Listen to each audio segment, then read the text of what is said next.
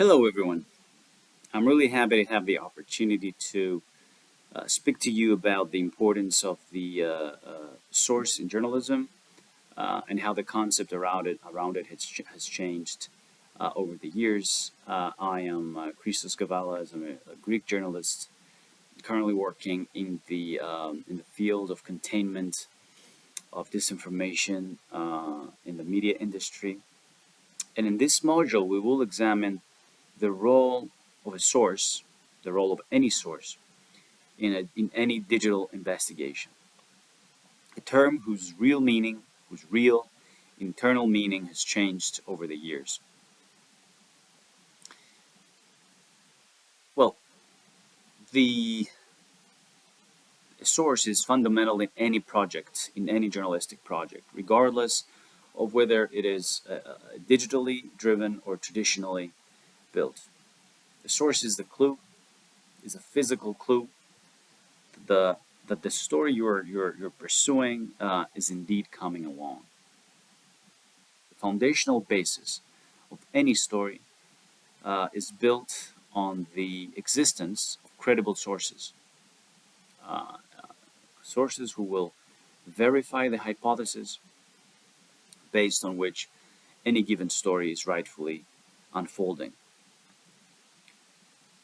So the thing is that what used to be a source, it used to be the ultimate way of conducting and actually pulling off an investigation.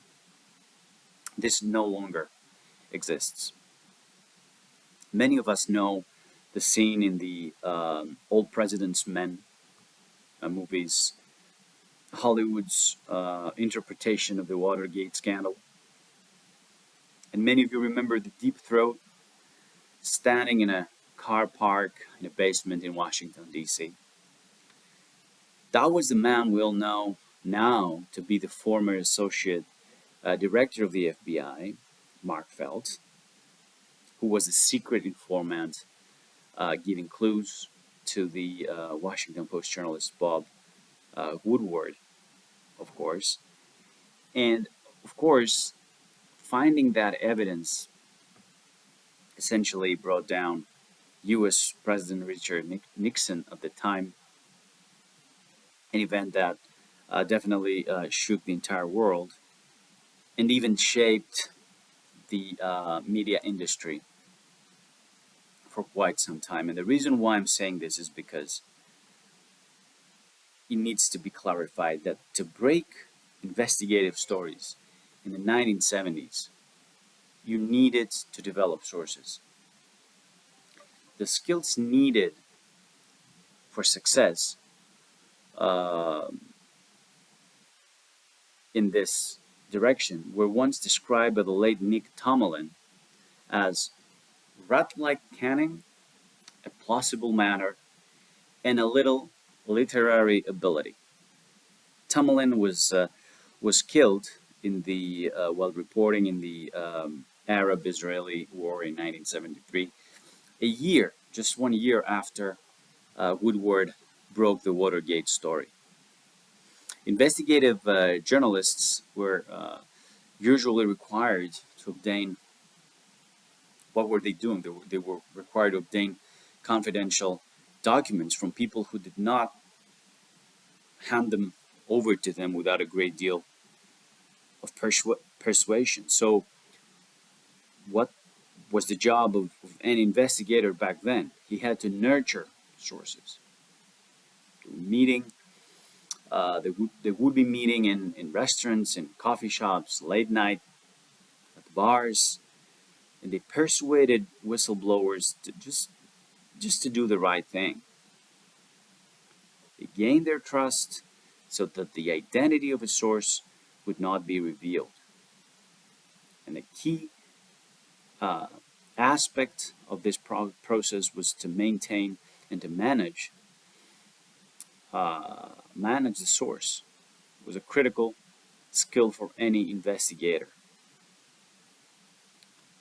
So back then, what were we talking about? We're talking about human intelligence. Human intelligence was the cornerstone of any investigative project, um, and obtaining information that no one else had was an essential part of any exclusive out there. Journalists usually carried only a notebook and a tape recorder.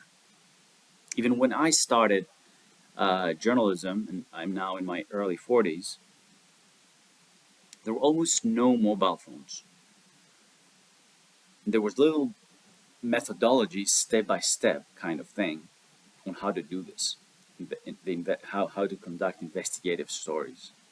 Success depended heavily on who you knew and how effectively you could exploit them.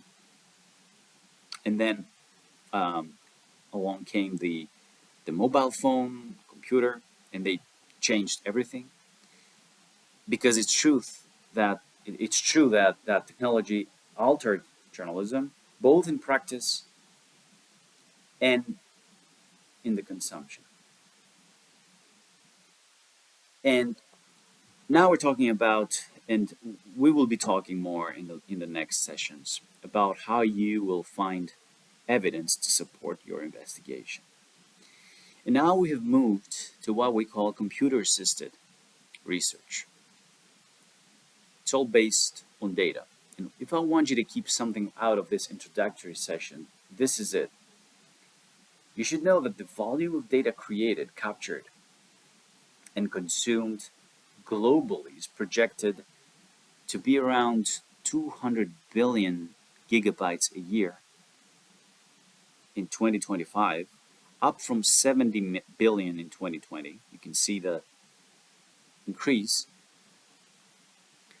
Every minute on Facebook, around 500,000 comments are posted, and 150,000 photos are uploaded. More than 4 million hours of content is uploaded to YouTube every day. 4 million hours. And you can add to that 700 million tweets per day. So you can understand how investigative journalism will increasingly from now on rely on tapping these sources. So essentially, you will not be discovering truths that are strictly hidden from you. They are not confidential.